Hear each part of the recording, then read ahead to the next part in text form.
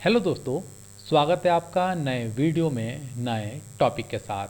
आज का टॉपिक है बोल्ट के बारे में।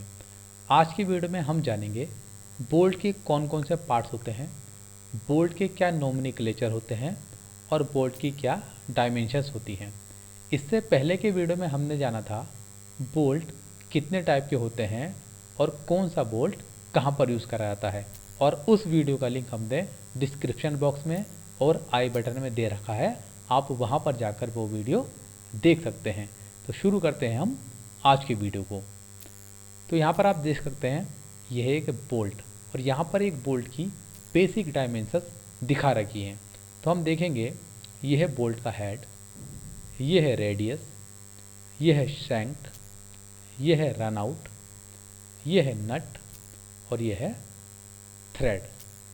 अब यहाँ से लेकर यहाँ तक की जो डिस्टेंस है वो कहलाती है थ्रेड लेंथ, यानी कि वो लेंथ जिस पर चूड़ियाँ कटी होती हैं वो थ्रेड लेंथ कहलाती है।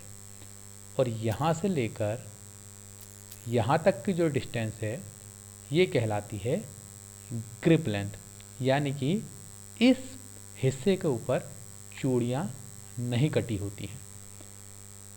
और आप देखेंगे यहाँ से लेकर यहाँ तक की जो डिस्टेंस है ये कहलाती है नॉमिनल लेंथ। तो हम कह सकते हैं नॉमिनल लेंथ के अंदर थ्रेड लेंथ और ग्रिप लेंथ दोनों आते हैं। और अगर हम फॉर्मूला बनाएं तो हम कह सकते हैं nominal length is equal to thread length plus grip length. अब हम आगे बोल्ट के कुछ और पार्ट्स देखते हैं। तो आपने अगर हेक्सागोनल बोल्ट देखा होगा तो आपने देखा होगा उसके 6 साइड होते हैं, और अगर आपने स्क्वायर बोल्ट देखा होगा तो उसके 4 साइड होते हैं। और उन्हीं साइडों में रिंच पकड़कर किसी भी नट को या तो टाइट करता है या फिर लूज़ करता है। तो उन्हीं को हम कहते हैं रिंच फ्लैट। तो आप देखेंगे ये जो साइड्स हैं जहाँ पर रिंच को फंसाया जाता है ये कहलाता है हमारा रिंच फ्लैट। और आप ये एक छोटा सा हिस्सा देख रहे हैं ये कहलाता है हमारा चैम्फर्ड हेड। अब चैम्फर्ड हेड का काम क्या है? चैम्फर्ड हेड का काम होता है कि जो हमारा रिंच है या स्पैनर है वो आसानी से इन रिंच फ्लैट तक पहुंचकर इसके अंदर फिट हो जाए। अब चैम्फर्ड बनाया कैसे जाता है? ये जो एज है इसको हल्का सा बेवल कर दिया जाता है, यानी कि यहाँ पर हल्का सा एक एंगल दे दिया जाता है जिससे एक ये चैम्फर्ड बन जाता है। और आप देखेंगे ये है वाशर फेस, यानी कि जो हमारा वाशर है वो इसी के कांटेक्ट में आता है। यहाँ पर और यहाँ पर ये जो हल्का सा एक कॉर्नर है ये कहलाता है हमारा फ्लैट कॉर्नर। ये हमारा शैंक, यह है एक्सट्रूडेड एंगल, और एक ये हमारा चैम्फर्ड पॉइंट। ये जो चैम्फर्ड पॉइंट है ये किस काम में आता है? इसका काम होता है जो हमारा नट है वो आसानी से चूड़ी के ऊपर चढ़ सके, और इसी कारण से जो पहली थ्रेड है उसको हम एक एंगल पर हल्का सा वेबल कर देते हैं। यहाँ पर बोल्ट थ्रेड की बेसिक डायमेंशंस दिखाई गई हैं। तो आप देखेंगे ये है हमारी पिच, यानी कि यहाँ से लेकर यहाँ तक की जो डिस्टेंस है ये कहलाती है हमारी पिच। ये है हमारा थ्रेड एंगल, और ये है हमारा हेलिक्स एंगल, ये है हमारी रूट, ये भी रूट कहलाती है और ये भी रूट कहलाती है। ये है हमारा क्रस्ट और ये भी हमारा क्रस्ट। अब आप देखेंगे ये जो हमारा क्रस्ट है यहाँ से लेकर इस रूट तक की जो डेप्थ है या डिस्टेंस है उसको हम कहते हैं डेप्थ, यानी कि थ्रेड की गहराई। अब हम इसके डायमीटर की बात करते हैं। तो आप देखेंगे ये जो ऊपर का क्रस्ट है, ये जो क्रस्ट है ऊपर का क्रस्ट और नीचे का क्रस्ट, इन दोनों के बीच की जो डिस्टेंस है वो कहलाती है मेजर डायमीटर। और ऊपर का जो रूट है और नीचे का जो रूट है, इसके बीच की डिस्टेंस कहलाती है माइनर डायमीटर।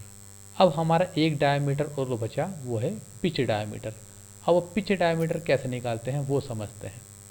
ये ऊपर का जो क्रस्ट है और ऊपर का जो रूट है, इनके बीच की जो डिस्टेंस है, यानी कि इसका करते हैं हम हाफ, या ये भी कह सकते हैं कि इस डेप्थ का हाफ करें। और इसी तरीके से जो नीचे की चीज़ है या नीचे की डेप्थ है उसका हाफ करें तो यहाँ पर आएगा।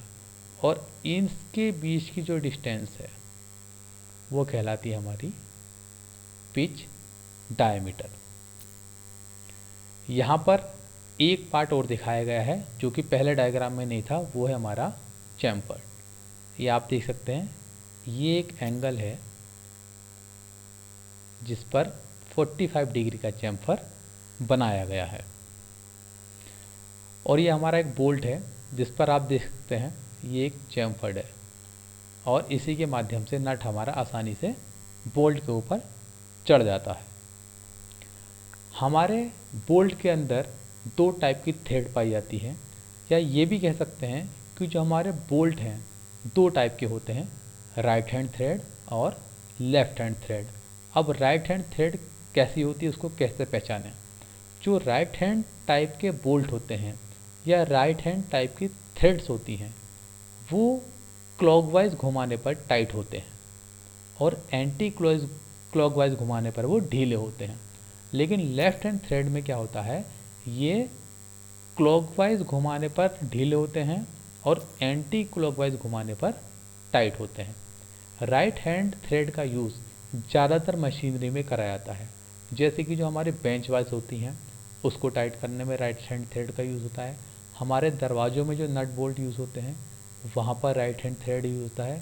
ज़्यादातर व्हीकल्स में जो हमारे बोल्ट होते हैं वहाँ पर भी राइट हैंड थ्रेड्स होती हैं। लेफ्ट हैंड थ्रेड का यूज़ बहुत कम जगहों पर होता है और बहुत ही स्पेसिफिक जगहों पर होता है, जैसे कि हमारे जो मिक्सी के जार होते हैं वहाँ पर लेफ्ट हैंड थ्रेड का यूज़ होता है। जो हमारे गैस सप्लाई करने वाले सिलेंडर के वाल्व होते हैं वहाँ पर लेफ्ट हैंड थ्रेड होती हैं। हमारे साइकिल का जो पैडल है उसके अंदर जो बोल्ट होता है वो भी लेफ्ट हैंड थ्रेड होता है। तो आई होप आपको ये वीडियो पसंद आया होगा। मिलते हैं नए वीडियो में नए टॉपिक के साथ।